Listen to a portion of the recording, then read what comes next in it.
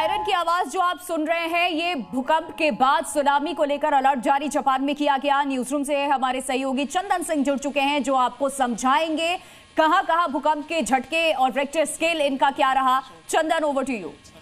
बिल्कुल प्रिया, और यहां अगर बात की जाए तो भूकंप के झटके जो है रूस में सबसे भयानक महसूस किए गए हैं और हम मैप के जरिए आपको दिखाना चाहते हैं। रूस का ये जो इलाका है, बिल्कुल ये बेरिंग सी के आसपास का इलाका है। कामाचाट्स का जो इलाका बताया जा रहा है, यहां पर सबसे भयानक भूकंप के झटके महसूस किए गए हैं। 8.8 की तीव्रता है। यहां पर सुनामी की जो लहरें हैं वो 4 मीटर ऊंची है। अगर इसमें हम आपको फीट के जरिए समझाएं तो 13.5 फीट से ज्यादा ऊंचे यहां पर समंदर की लहरें उठती हुई नजर आ रही हैं। मैप पर अगर हम आपको देखें, रूस का ये जो इलाका है, यहां पर ये बहुत ही खतरनाक स्थिति है। दूसरी बात, यहां देखिए जापान में जो तस्वीरें सामने आ रही हैं, ये भी काफी डरावनी है। जापान में भूकंप की जो तीव्रता है ये भी काफी ज्यादा रही है और यहां इसका असर देखने को मिल रहा है। समंदर की लहरें जो हैं वो भी काफी ऊंची ऊंची उठ रही हैं और सुनामी का मतलब यह होता है कि समंदर की लहरें जो होती हैं वो 10 से 12 फीट ऊंची उठती हैं और ऐसे में जो तटीय इलाके होते हैं वो बुरी तरह से प्रभावित होते हैं। अगर बात की जाए अमेरिका की, तो हवाई द्वीप जो है वो मेनलैंड से करीबन 2400 मील की दूरी पर है।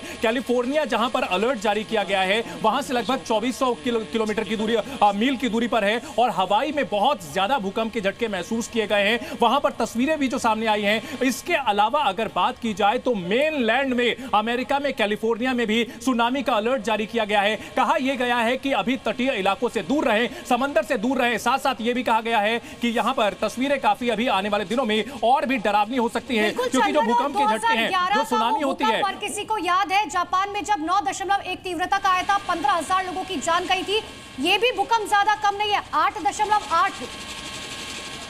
बिल्कुल 8.8 तीव्रता का भूकंप जो होता है वो बहुत ही विनाशकारी भूकंप होता है। लेकिन राहत की बात यह है कि जो रूस के इलाके हैं, कामचाट्का का जो इलाका है वो काफी निर्जन इलाका है, यानी यहां पर बहुत ज्यादा पॉपुलेशन डेंस नहीं है।